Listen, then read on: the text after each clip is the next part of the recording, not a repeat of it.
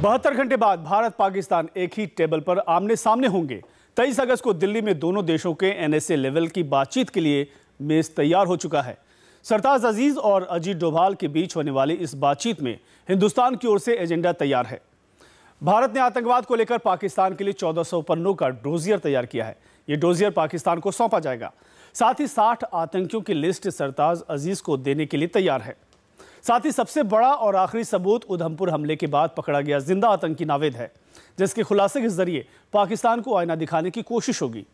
इस बीच पाकिस्तान उच्चायुक्त से मिले न्योते के बाद हुर्रियत के कई नेता नजरबंद कर दिए गए हैं।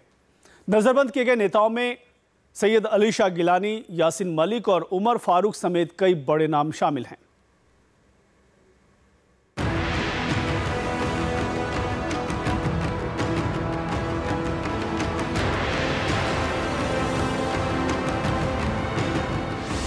दिल्ली में 23 और 24 अगस्त को जब भारत के राष्ट्रीय सुरक्षा सलाहकार अजीत डोभाल और पाकिस्तान के सरताज अजीज बातचीत की मेज पर आमने सामने होंगे, तो भारत के टॉप एजेंडे पर होगा हाफिज सईद। हाफिज सईद के बारे में भारत नए सबूत पेश करेगा, जिसमें नई सूचना, वीडियो, कॉल इंटरसेप्ट और दूसरे दस्तावेज शामिल हैं। गुरदासपुर अटैक से जुड़े आतंकियों के जीपीएस लोकेशन, बरामद हथियार और उपकरण, जिंदा पकड़े गए आतंकी नवेद से पूछताछ का ब्यौरा, पॉलीग्राफी टेस्ट के नतीजे, पाकिस्तान में नवेद का पता, नवेद के साथ भारत में दाखिल 2 आतंकियों के स्केच भी पाकिस्तान को दिए जाएंगे। भारत के एजेंडे पर दाऊद भी होगा। दाऊद की संपत्ति, पता, हरकत, फोटोग्राफ, पासपोर्ट, वीडियो और फोन कॉल के रिकॉर्ड पाकिस्तान को सौंपे जाएंगे। मोदी सरकार ने दाऊद के लिए 105 पन्नों का नया डोजियर तैयार किया है।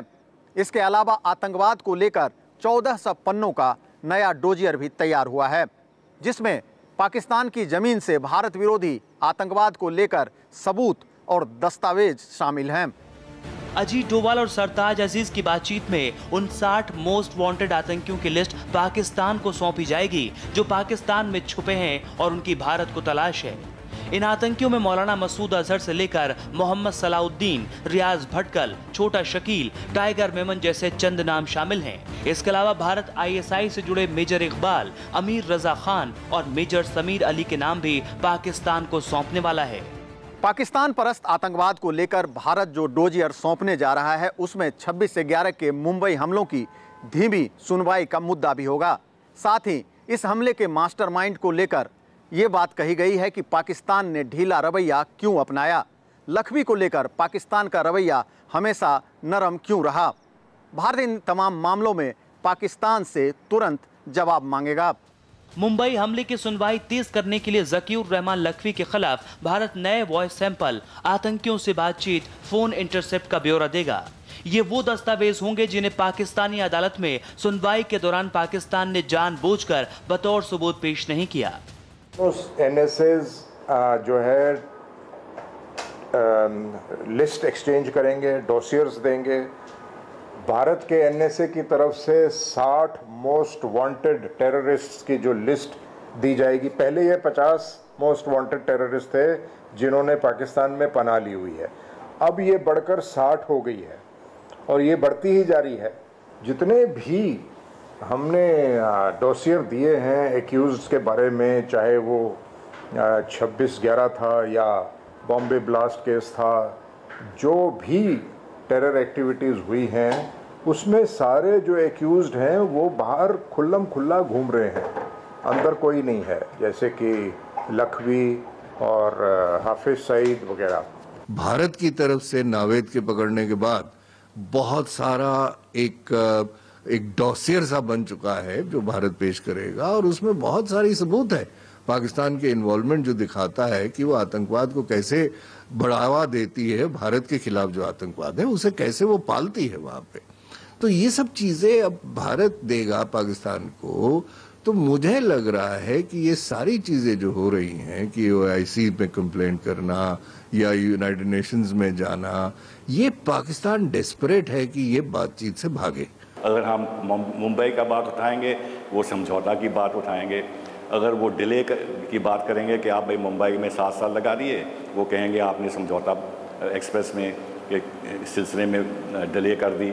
अगर हमने बेल की बात कही लखवी की, वो असीम अन्ना की बेल की बात उठाएंगे। अब वो कह रहे हैं कि आप तो टेररिज्म की बात कर रहे हैं कि हम आपके देश में टेररिज्म कर रहे हैं, आप हमारे देश में टेररिज्म कर रहे हैं, बलूचिस्तान में कर रहे हैं। इस हद तक कि जो पेशावर में जो कांड हुआ उसमें भी हमारा कहते हैं हमारा हाथ है, और कि हम तालिबान को भी सपोर्ट कर रहे हैं। हर इशू पर इनका इतना नेगेटिव माइंडसेट है, इतनी नेगेटिव अप्रोच है, कोई सिंसेरिटी ही नहीं है। तो इसलिए मैं नहीं समझता कि ठीक है हम वार्तालाप कर रहे हैं, कोशिश कर रहे हैं कि इससे कोई सफलता हमें मिलेगी।